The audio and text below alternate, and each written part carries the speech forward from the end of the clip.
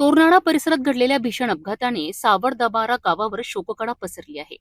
या दुर्दैवी अपघातात पती पत्नीचा जागीच मृत्यू झाला असून अवघ्या लहानग्या मुलाकडून आई वडिलांना अग्निदान देण्याचा हृदयद्रावक प्रसंग घडलाय. सोयगाव तालुक्यातील सावरदबारा गावातील खडके कुटुंबावर दुःखाचा डोंगर कोसळला आहे. 22 एप्रिल रोजी सायंकाळच्या सुमारास गोपाळ वासुदेव खडके वय 35 वर्ष आणि त्यांची पत्नी सोनाली खडके वय 30 वर्ष हे जामनेरहून सावरदबारा येथे मोटरसायकलनी परतत होते. तोरनाळा परिसरात त्यांच्या दुचाकीला मागून येणाऱ्या ट्रॅक्टरने जोरदार धडक दिली. या भीषण अपघातात पती पत्नीचा जागीच मृत्यू झालाय. या अपघातात त्यांची 1.5 वर्षाची मुलगी मुक्ताई ही किरकोळ जखमी झाली आणि थोडक्यात बचावली.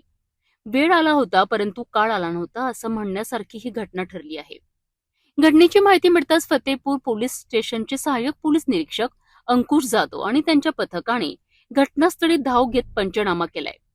मृतदेह शवविच्छेदनाकरिता जामनेर येथे पाठवण्यात आले. 23 एप्रिल रोजी सावरदबारा येथे दोघांवर अंत्यसंस्कार करण्यात आले.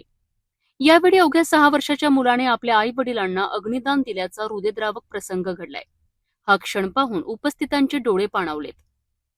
या घटनेमुळे संपूर्ण गावात शोककळा पसरली असून खडके कुटुंबावर दुःखाचा डोंगर कोसळला आहे.